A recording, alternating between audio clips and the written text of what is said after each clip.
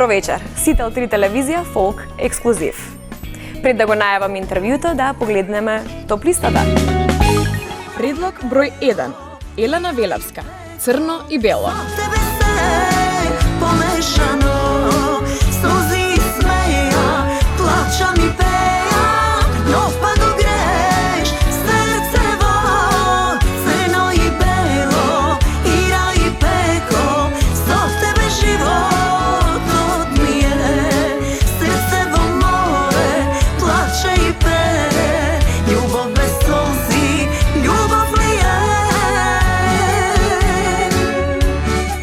Предлог број 2. Маријан Коцев и Дрим Тим. Крал на жените. Врела крв во вените, јас сум крал на жените, виното и песните. Врела крв во вените, јас сум крал на жените.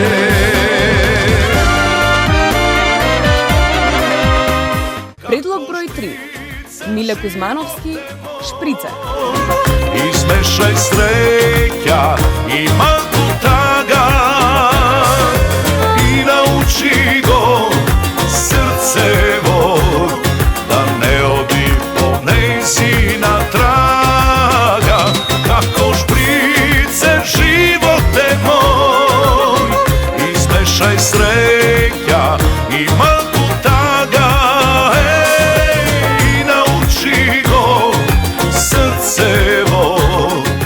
Предлог број 4. Сани. Можеш само ти. Цикла и профи шминка коза во спод. Ах, ти се мислиш ко да купуваш брод. Не ти е до шетање, преку глава ти е се.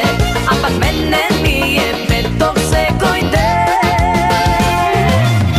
Секој ден што ме сонува, секој дор ме пропонува. Ти ме пушташ пак, сама да си излеза.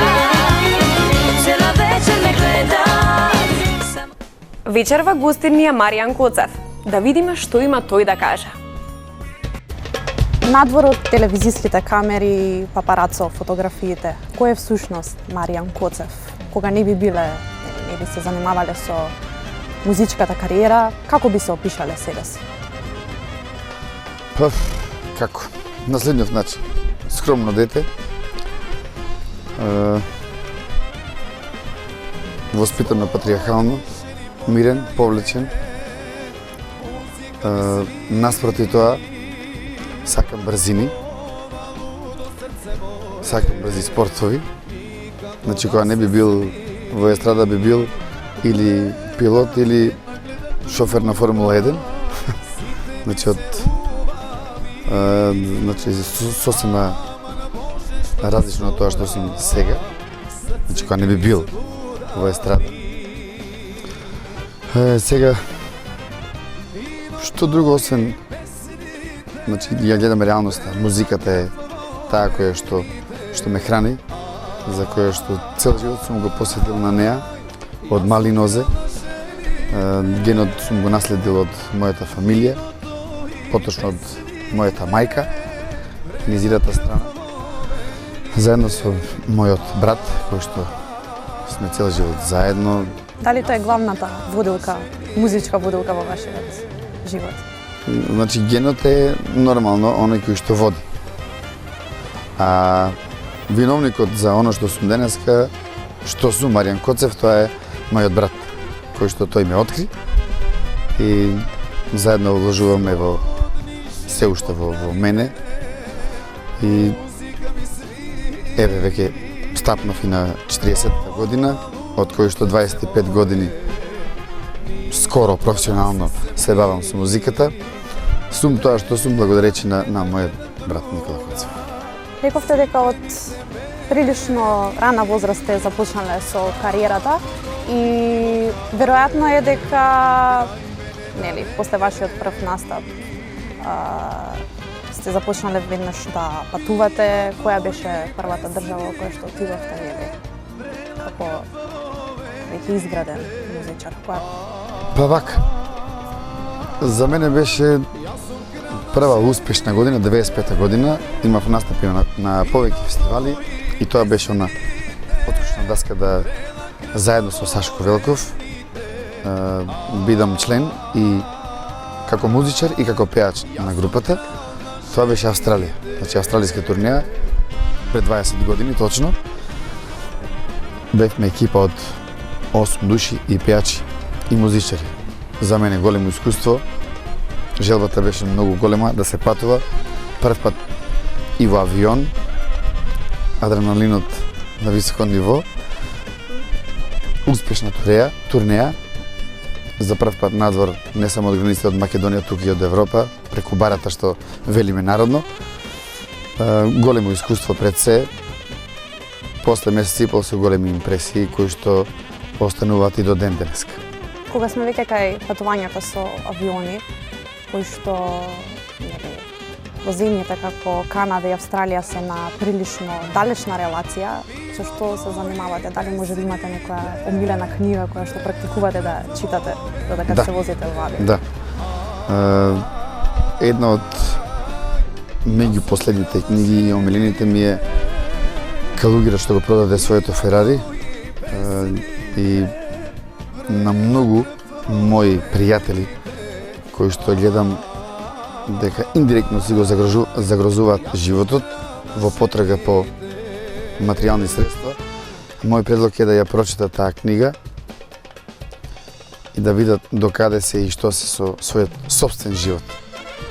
Значи, треба да се живее моментот сега, да нема назад или напред. Сега моментот. Препорака, значи Калугера што го продаде своето Ферари, не еднаш, туку повеќе пати да ја прочитат. Истото случува и со мене, значи било кај додам. Имаме на моја книга што јас ја пишувам. Водам и свој уште еден тефтер, забележувам поинтересни работи. Верувајте, таа книга е од кога ја прочитав една нова ера во мојот живот. Споменавте дека кога не би биле музичар, би биле пилот. Зошто токму тоа? Што е тоа што ве заинтегрирало да сакате таа професија? Па ќе се навратиме, значи пак пред 20 години, првото моје искуство со авион и цела таа турнеја што траеше до Австралија, во Австралија и назад, поминавме многу километри, како горе, така и доле, но од тога се роди таа желба, но ете, може би било касно или јас сум направил грешка што не сум бил пилот до сега, да завршам училиште за пилот. Дали некогаш сте пожалеле дека би требало музичката кариера, нели, да ја ставите на второ место? Не знам колку би бил успешен како пилот. Мислам дека со ова што сега го работам, сум задоволен, но не значи дека ќе престанам или ќе се задоволам со тоа што сум сега, не. Ќе се работи уште во секоја гледна страна или точка. Има уште многу да се работи, а околу авионите ме интересира некако кога сум горе. Најчесто сакам да седам до прозорец, да читам и по некој момент да крадам низ прозорец, дали тоа било вода, копно или некоја планина со снег, посебно чувството кога сум горе. Мислам дека и јас самиот многу поразлично размислувам општо и за животот, општо за кариерата, да не сум ја сгрешил мојата професија, но мислам дека сега за сега коцките се на место. Продолжуваме со топ листата, а вие не заборавајте да гласате на veselo.mk. Предлог број 5. Владко Милодиновски. Кате. Земај, кате да скалче, толеле него земај.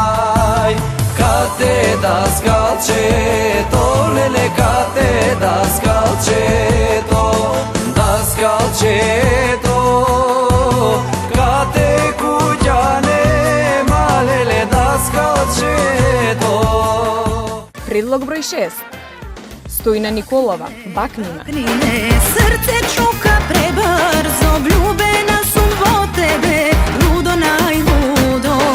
Bakni me, srce čuka prebrzo, v obraz nese važine, moje najmilo. Предлог број 7. Наум Петревски, Оди звездо. Odi negde zgasni, skri se negde zvezdo moja, odi tamo zaspi.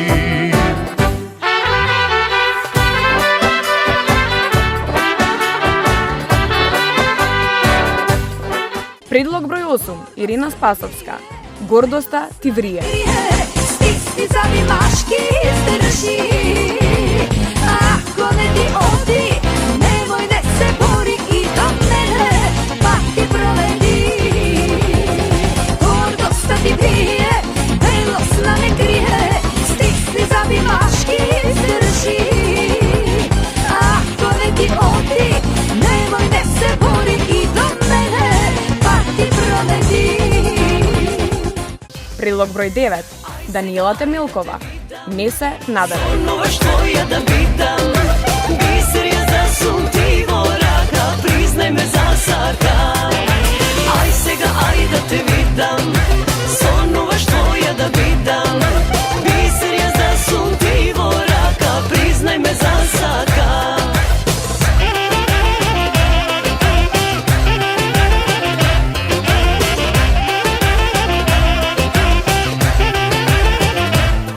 Предлог број 10.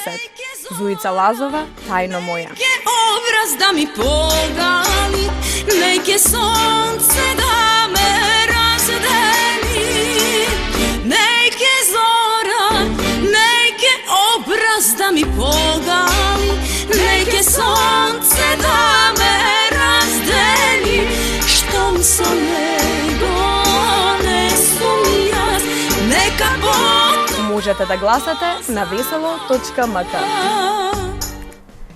Продолжува разговорот со Маријан Куцев и мојата колешка. Уживајте. Уште една ваша водилка во животот, тоа е вашата ќерка, која како добро, имам 2 годинки. Уште малку 2, да. Дали е наповедок? Може би второ дете. Па сега за сега не. Не, но радоста е преголема и секој ден не се објаснува тоа чувство, значи кога ми велеа сите ќе видиш како е на своја кожа да осетиш своје дете, ја мислев дека е исто, ама не било исто. Друго е, че своје дете Кога не би ги земале предвид музиката како професија и татковството како хоби, со што друго се занимавате во слободно време?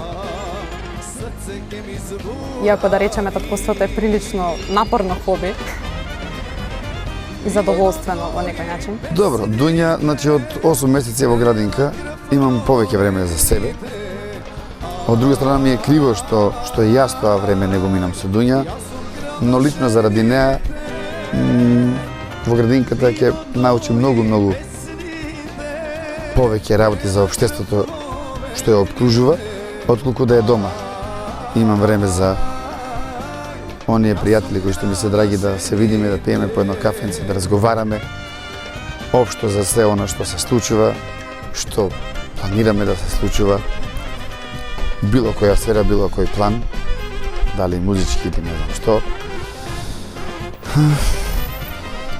Одам на некои курсеви, англиски и така натаму, сега имам некои планови на овие години да се запишеме на факултет, па ќе видиме.